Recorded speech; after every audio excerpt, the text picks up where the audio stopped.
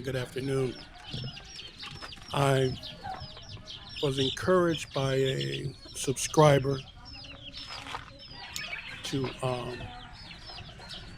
submit a list of ways in which to screen and protect yourself from a Filipino who is deceitful, perhaps lying, and have ill intentions.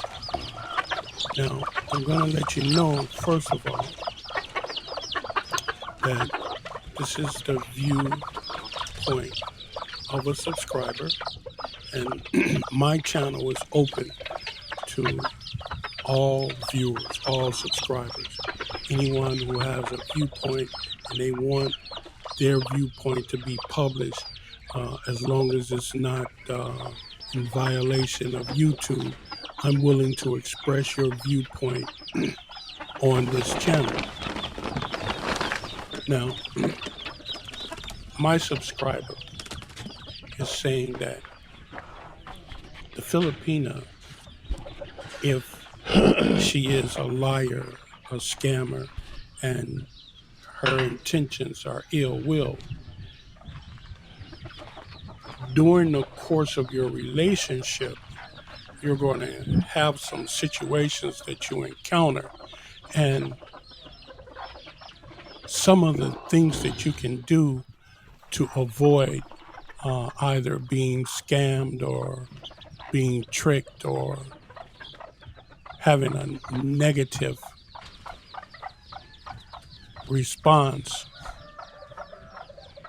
is that, first of all, you don't show your Filipina how much money you have, how much you're receiving, where your money is, how to get to it, how to locate it. You don't let that be um, information that's available to her.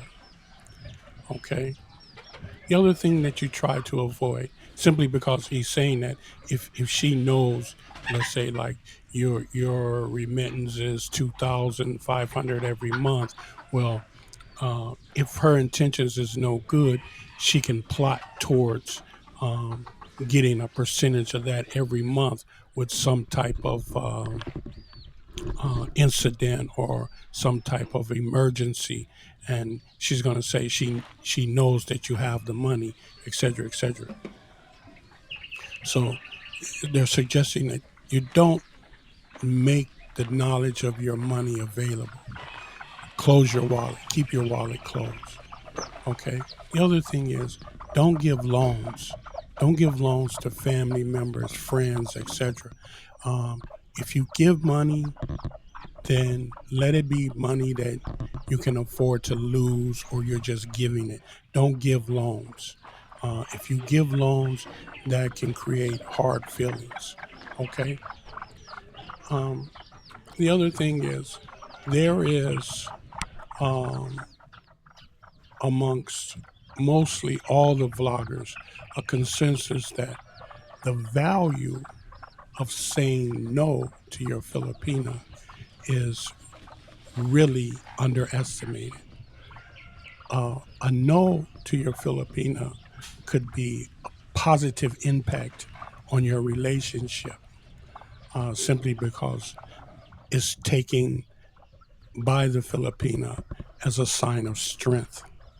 Because perhaps she knows that she's tricking you, or she's running a little scam on you, and you tell her no.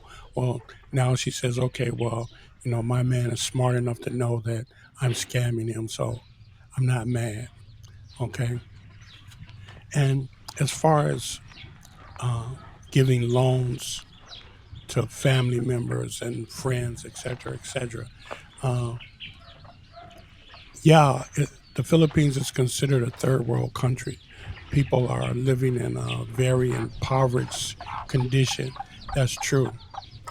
However, this country has survived and existed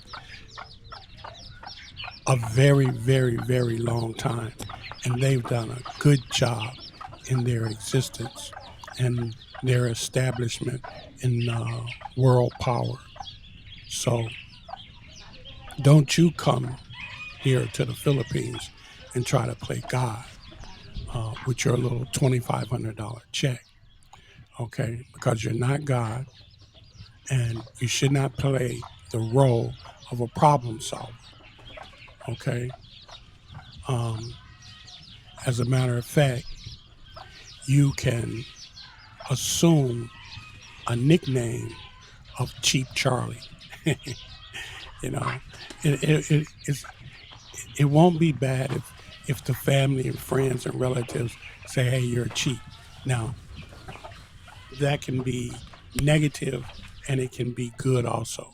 It can be negative to the extent that um, in this culture in the Philippines, being cheap is not respected simply because they have a policy or they have a tradition of sharing your blessings. And a person that they consider cheap is a person that they consider is unwilling to share their blessings, you see. So, on the other hand, considered cheap, they don't often or will not often ask you for support. And if they don't ask you for support, then you can also bet on the fact that they're not going to be there to support you when you need support. So, it's Cheap Charlie has its benefits, but I'm not too keen on being a Cheap Charlie myself. You know, I'd rather give or loan or, just um, treat everybody as equal. Um, the other thing is, uh, my subscriber is suggesting that uh, you don't do a 12-month lease, that you do short term leases and you travel to different places. Um, I am in agreement with this philosophy um, for anyone who comes to the Philippines. And even if you have someone that you're talking to or you're interested in, long distance relationship, if it's not a relationship where you've already established a home, kids, etc., uh, it's a great idea to get your Filipina and get you a vehicle, a motorbike, SUV or something, and kind of hit the road and see the Philippines. You can go to different areas and lease a place, rent a place, stay there, travel around there, and move on to another place. It'll be your opportunity to see your relationship with your Filipina as well as see the country of the Philippines. Okay. And in doing so, develop some hobbies and some activities that you will embark on here in the Philippines. Me, myself, I have several hobbies, different activities. My number one thing is my bantam chickens, I believe. That seems to take up a great deal of my time, energy, and so forth. I'm I'm always concerned about those chickens for some reason. You know, Oh no. um, yeah, it's great that you have something other than just the Filipina to rely on. Have a hobby, have activities. Okay, travel around. Okay, uh, put blinders on your feelings in regards to trust and love. Um, when I say put blinders on those feelings, what I'm saying is you need to put some kind of blinders on it because it's going to be very difficult to ignore them once you encounter the Filipina, um, especially once you get the oil change. It's going to be very, very difficult. And some people call it P whipped. Um, it can happen. Okay. So kind of think with your big head, not your little head. And needless to say, and I've heard this from just about every responsible vlogger, is that when you first get here, don't get married, don't cohabitate, and for God's sakes, don't impregnate. Don't make a baby unless you're married. Okay? Let's keep it 100. If you make a baby and you're not married, be committed. Okay? Let's be responsible. Okay?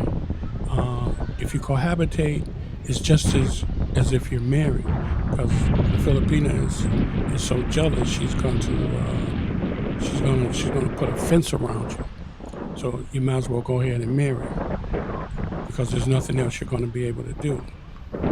And if you're not ready to get married, then definitely don't cohabitate. Make sure everybody has equal and separate facilities. But anyhow, that's some viewpoints from one of my subscribers suggesting on how to filter your relationship with your Filipina in the event that the Filipina happens to be deceitful, a scammer, and a liar. And if she is, if you follow some of these suggested techniques, you'll avoid any setbacks, any loss in your stay here in the Philippines.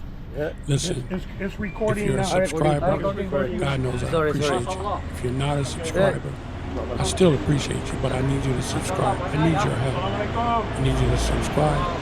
And I need everybody to give me a thumbs up and tell your friends about it. Listen, one thing for sure and two for certain. When you help other people, you're helping yourself. God bless. I'll talk to you guys in a couple days. Take care.